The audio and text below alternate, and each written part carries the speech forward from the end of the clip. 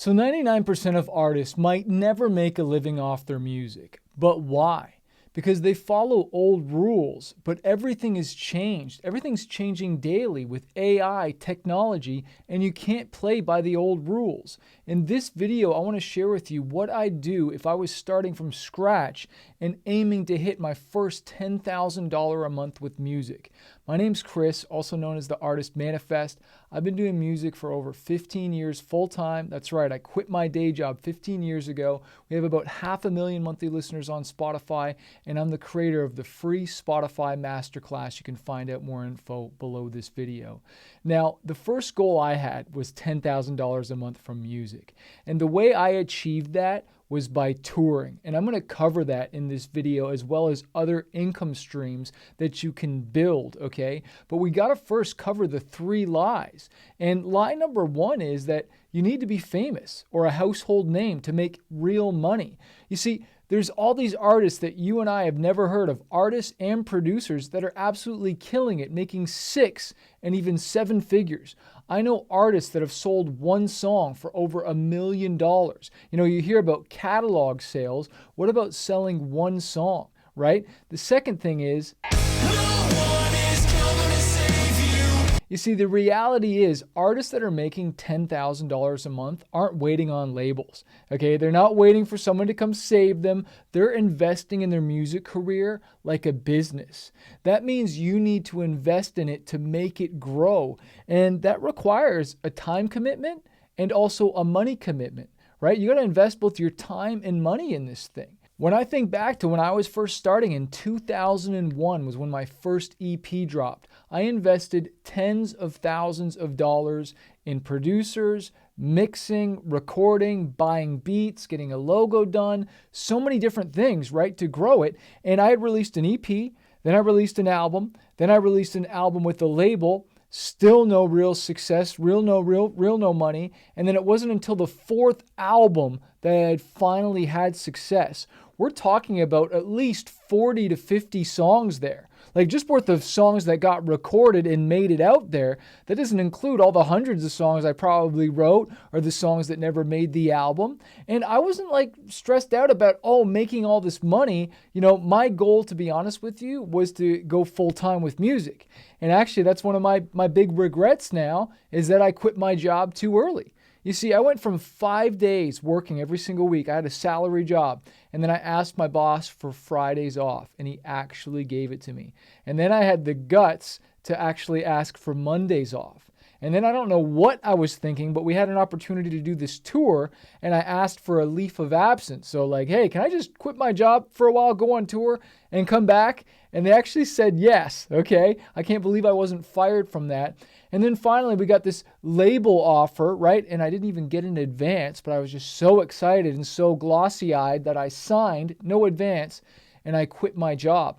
And the mistake that I made was I killed one income stream before building these other income streams that I want to talk to you about. And you should never kill one income stream without building the other one. You don't want that stress. You don't want that weight on your shoulders. I talked about it, how Rick Rubin says, like, you know, you're turning your music now into commerce, where before I had all this money, I was making the money from my job so I could just make art. I could just make art for the sake of art, not worrying about whether it monetizes or not. And yes, I want to build a business and I want to build it the right way, but I just want to make good art at the end of the day, because if you make music for just the love of it, guess what? You're probably going to tap into something great, okay? So goal number 1, I would say, if I was starting over from scratch, is you got to get a catalog of songs built, right? So you want a minimum of at least 10 songs out there, because we want to get fans streaming your songs. If we're going to do marketing as far as running ads like meta ads to promote your songs on playlists, or you're going to do all this work on social media and be posting, and you're trying to bring fans in and you only got one song, well then it's going to be hard to make the ROI. Now, what I do not want you to do is just go whip out a whole bunch of songs now. I still want you to plan strategically and release a single every 3 weeks, every month. Like, this is the thing. There's no rush. Okay, there's no rush to this goal. Enjoy the journey, enjoy the build. We want to be releasing these songs strategically, marketing each one. Every song should get like a celebration. It should be like a party, like a birthday, where you promote it and you give it lots of attention, lots of love, because you're in a growth phase right now. Like, we're just trying to grow. We're planting seeds in your garden.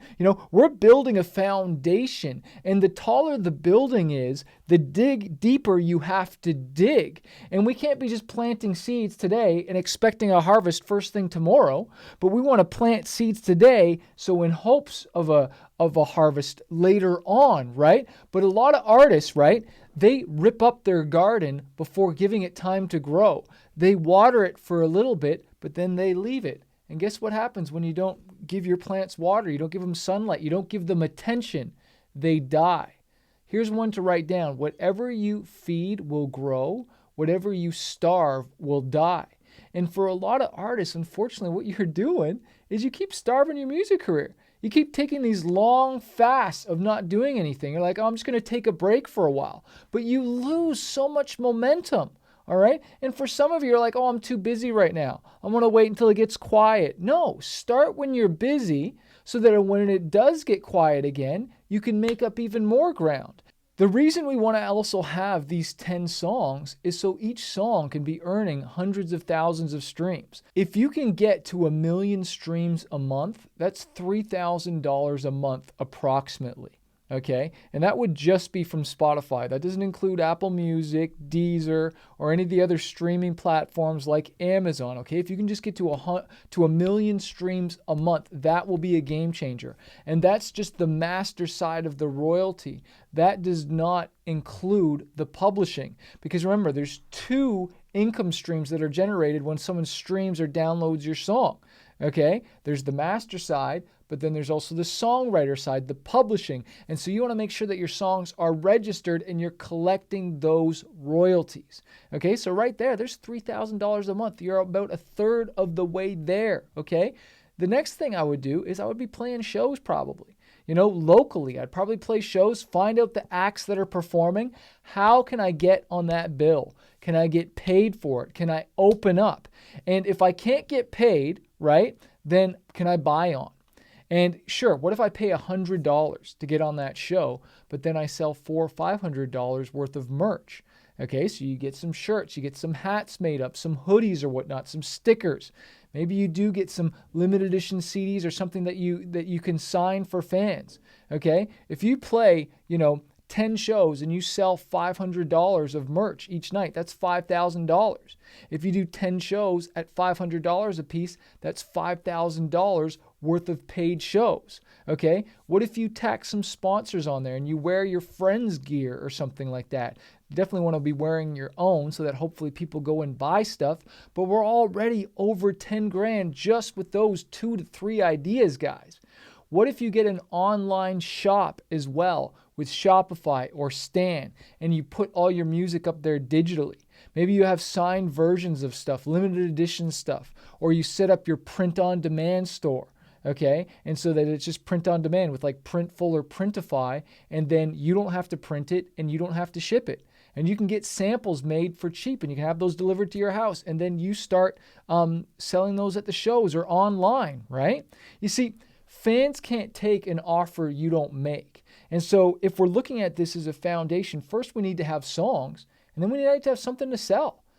Sell signed lyric sheets, sell the digital downloads of your songs, sell the print-on-demand merch, right? Because we're so used to I'll post the song and I'll promote the song, and we want that to translate to streams, and that's amazing because that keeps working when you're not working. Like one of the things I share on the Spotify Masterclass, and you got to sign up for it. It's free. It's awesome. It's live. Go to manifest.com/Spotify training. But what's so rad is sure, at the beginning, streaming isn't too huge, right? But with touring, and playing shows, it's you get that instant paycheck, instant selling merch, the gratification of doing something. But when you stop playing that show, you stop getting paid. You see, when I stopped touring, so did the income. But what I share on this webinar is I talk about that the streaming didn't stop. You see, Spotify is awesome because it's a product-based business where touring is a service-based business. You see, a product-based business, it just keeps going. You can sell as many digital songs or streams as you want.